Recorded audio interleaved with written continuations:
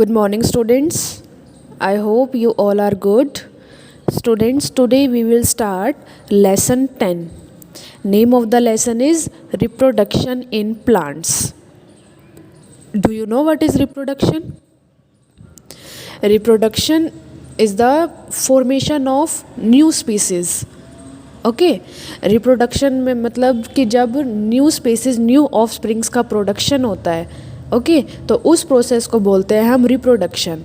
तो हम इस चैप्टर में रीड करेंगे कि प्लांट्स में रिप्रोडक्शन कैसे होता है, पौधों में रिप्रोडक्शन कैसे होता है। ओके मोड्स ऑफ रिप्रोडक्शन पढ़ेंगे कि कौन कौन से मोड्स होते हैं, कैसे रिप्रोडक्शन होता है। एसेक्सुअल रिप्रोडक्शन रीड करेंगे, artificial methods of vegetative propagation, sexual reproduction and seed dispersal. Okay so let's start and listen carefully. To produce ones of its own kind is one of the important characteristics of living beings. All processes of life that we have studied so far help an individual to remain alive.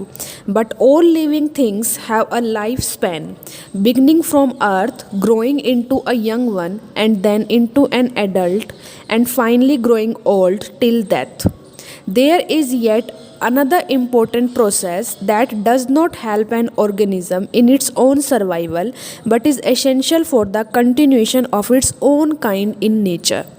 The process of reproducing one of the same kind so that the species may continue on earth is called reproduction. Okay अब हम जानते हैं कि सभी living things जो होती है, जो सजीव चीज़ें होती हैं, उनका कोई ना कोई लाइफ स्पैन होता है, मतलब उनका जीवन काल होता है। ओके पहले उनका बर्थ होता है, फिर वो यंग होते हैं, उसके बाद वो एडल्ट बनते हैं और फिर उसके बाद वो बूढ़े हो जाते हैं और फिर उनकी डेथ हो जाती है। ओके तो ये लाइफ प्रोसेस चलती रहती है। तो कुछ प्रोसेस ऐसी होती हैं, कुछ प्रोसेस मतलब ऐसी होती है जो किसी ऑर्गेनिज्म के अपने सर्वाइवल के लिए ज़रूरी नहीं होती, लेकिन वो अपने जैसे ही स्पीसीज़ प्रोड्यूस कर सकता है। ऐसी प्रोसेस होती है कि वो अपने सर्वाइवल के लिए तो ज़रूरी नहीं होगी, लेकिन अपने जो स्पीसीज़ हैं उनके कंटिन्यूएशन के लिए वो ज़रूरी होती हैं। ओके तो रिप्रोडक्शन एक ऐसी प्रोसेस होती है जिसमें कोई भी ऑर्गेनिज्म है वो अपनी ही तरह का ऑर्गेनिज्म प्रोड्यूस कर सकता है अपनी जनरेशन को कंटिन्यू रखने के लिए। Okay the process of producing one of the same kind means वह प्रक्रिया जिसमें कोई ऑर्गेनिज्म अपने ही तरह का कोई ऑर्गेनिज्म प्रोड्यूस करता है सो दैट द स्पीसीज में कंटिन्यू ऑन अर्थ, जिससे कि जो स्पीसीज है उसकी जनरेशन अर्थ पे कंटिन्यू रहती है। तो उस प्रोसेस को हम रिप्रोडक्शन बोलते हैं। Reproduction thus ensures that organism of a species continue to live even after the death of the parent organism. तो रिप्रोडक्शन में क्या होता है कि अगर पेरेंट ऑर्गेनिज्म की डेथ भी हो जाती है, डेथ होने के बाद जो उसने रिप्रोडक्शन के थ्रू न्यू ऑर्गेनिजम्स जो आए उनसे उसकी जनरेशन तो कंटिन्यू रहेगी। Organisms are able to multiply only by reproduction. An organism of one species can never produce an organism of the another species. अगर कोई भी organism है वो एक species का है तो वो दूसरे species के साथ reproduction नहीं कर सकता, वो दूसरी species जैसे new individual produce नहीं कर सकता। There are different modes by which new individual are produced by their parents. New individual जो मतलब parent जो new individual प्रोड्यूस करते हैं उसके प्रोडक्शन के लिए बहुत सारे मोड्स होते हैं, अलग अलग तरह के मोड्स होते हैं। In this chapter we shall learn about these modes of reproduction. तो कैसे कैसे रिप्रोडक्शन होता है, उसके कौन कौन से मोड्स होते हैं, इस चैप्टर में हम वो सब रीड करेंगे। Okay Modes of reproduction. Different types of organisms reproduce in different ways. These methods can be divided into two types: sexual reproduction and asexual reproduction. Means organisms अलग अलग तरह से अलग उनके reproduction के अलग अलग तरीके होते हैं, different ways होते हैं। ओके तो इन मेथड्स को दो टाइप्स में डिवाइड किया गया है। फर्स्ट है सेक्सुअल रिप्रोडक्शन और सेकंड है एसेक्सुअल रिप्रोडक्शन। पहले हम एसेक्सुअल रिप्रोडक्शन रीड करेंगे। These occur without the involvement of sex organs. Asexual reproduction में सेक्स ऑर्गन्स की ज़रूरत नहीं होती, इसमें सेक्स ऑर्गन्स की कोई इन्वॉल्वमेंट नहीं होती। Only one organism is required for multiplication and formation of new organism. It is the simplest form of reproduction in which only one parent is involve. It produces the offspring which is exactly similar to that parent. The formation of new plants from the cells of a single parent is called asexual reproduction। तो asexual reproduction में sex organs की कोई involvement नहीं होती और इसमें सिर्फ एक ऑर्गेनिजम्स की ज़रूरत होती है न्यू ऑर्गेनिजम्स की प्रोडक्शन के लिए। ओके और इसमें एक पेरेंट जो होता है वही इन्वॉल्व होता है और इसमें जो ऑफस्प्रिंग जो प्रोड्यूस होते हैं वो बिल्कुल पेरेंट की तरह ही होते हैं। ओके तो the formation of new plant from the cells of a single parent, जब न्यू सेल का फॉर्मेशन होता है बस एक सिंगल पेरेंट से, एक पेरेंट से, उसे हम बोलते हैं asexual reproduction. There are many ways in which asexual reproduction occurs in nature। asexual reproduction के भी बहुत सारे ways होते हैं। The common forms are कौन कौन सी हैं? budding, fragmentation, spore formation and vegetative propagation. ये सभी एसेक्सुअल रिप्रोडक्शन के मेथड है। अब हम इन सारे मेथड्स को ब्रीफली रीड करेंगे। Okay first is budding. In budding a bulb like projection called bud occurs on the body of the parent organism. This bud grows into an offspring and may eventually break away from the parent. Budding is commonly seen in yeast and hydra. This process is observed in unicellular organisms।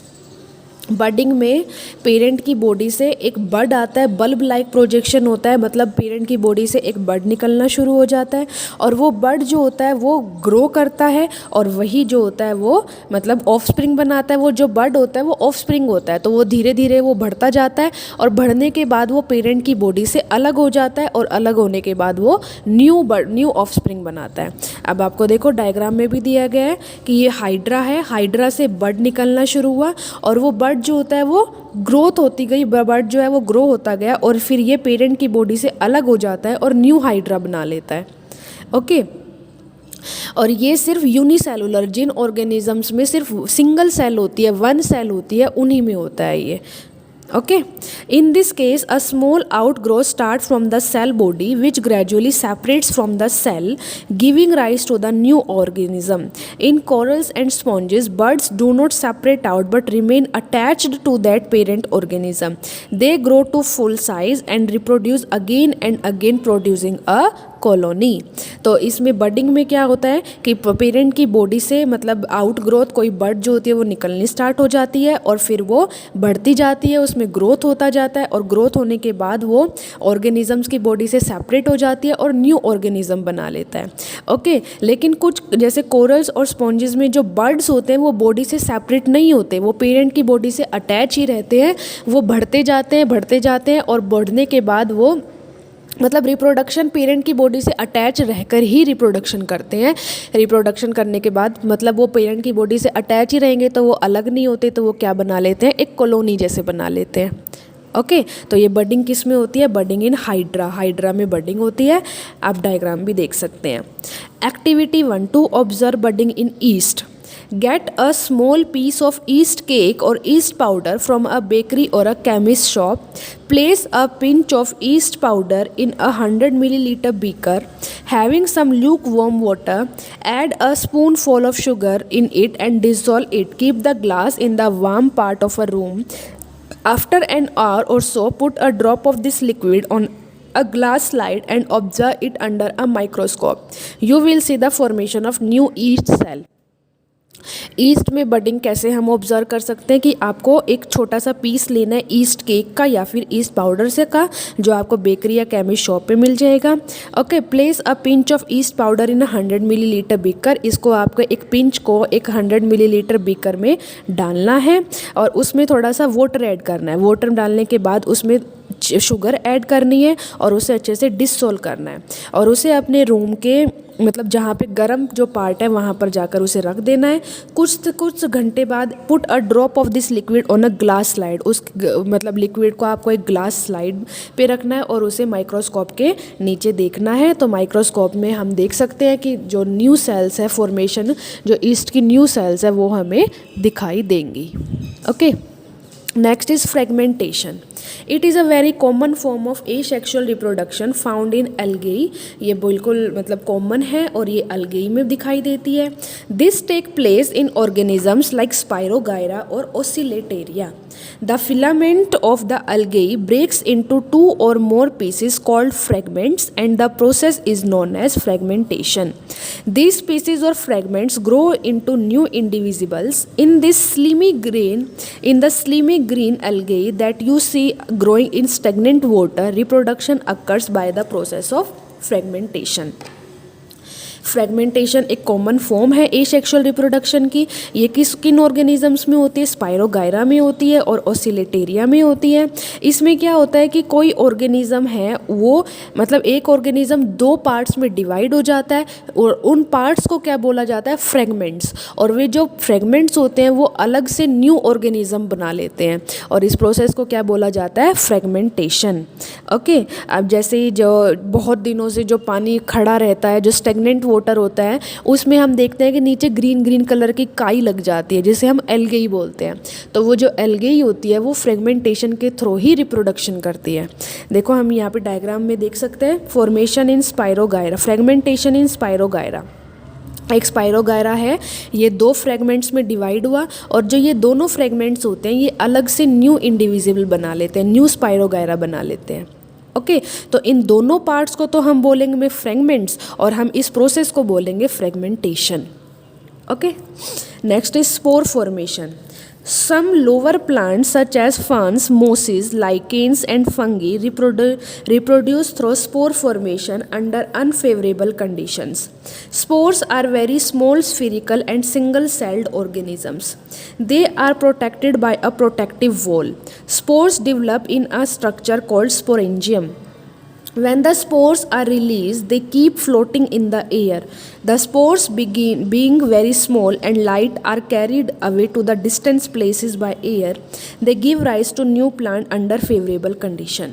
Spore formation किन में होता है? Ferns में होता है, मोसिस में होता है, लाइकेंस और फंगी में होता है। इन सभी में रिप्रोडक्शन स्पोर फॉर्मेशन के थ्रू होता है। स्पोर्स जो होते हैं वो स्फेरिकल होते हैं और सिंगल सेल्ड ऑर्गेनिजम्स होते हैं। स्पोर्स के चारों ओर एक प्रोटेक्टिव वॉल होती है। ओके, और spores develop in a structure called sporangium, और जो स्पोर होते हैं वो स्पोरेंजियम बनाते हैं। ओके, तो ये स्पोर इतने ज़्यादा छोटे होते हैं कि जो ये हवा में फ्लोट हो जाते हैं, मतलब हवा जो होती है हवा के साथ ये स्पोर उड़ जाते हैं और ये स्पोर जब उड़ने के बाद किसी दूसरी जगह पे चले जाते हैं तो ये अपना ही नया एक ऑर्गेनिज्म बना लेते हैं। देखो, the spores being very small and light, ये स्पोर्स बहुत ज़्यादा छोटे होते हैं और बहुत हल्के होते हैं। Are carried away to distance places by air, तो ये हवा में उड़ने के बाद दूसरी जगह पे चले जाते हैं।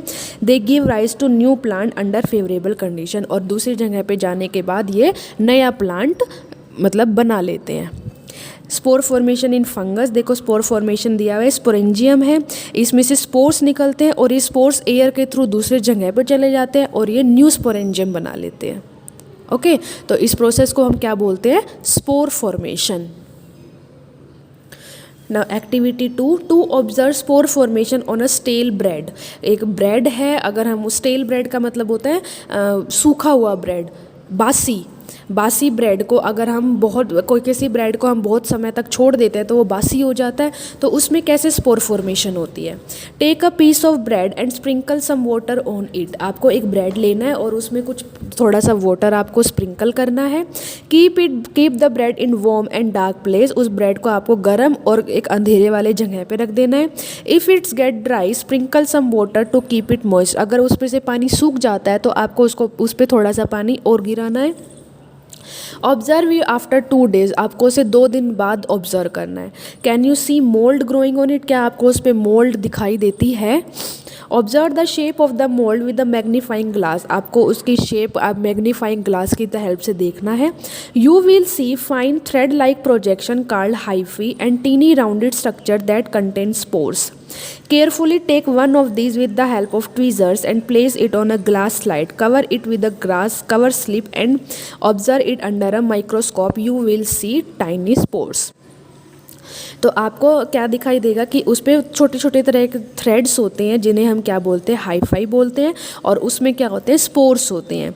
आपको उनमें से एक स्पोर को मतलब अलग कर लेना है और उसको आपको माइक्रोस्कोप के नीचे देखना है। तो आप क्या देखोगे कि उसमें बिल्कुल छोटे छोटे से स्पोर्स होते हैं। तो ये क्या होते हैं, स्पोर फॉर्मेशन। ओके, तो students you have to read this chapter from your book also. Rest of the chapter we will read tomorrow. Thank you.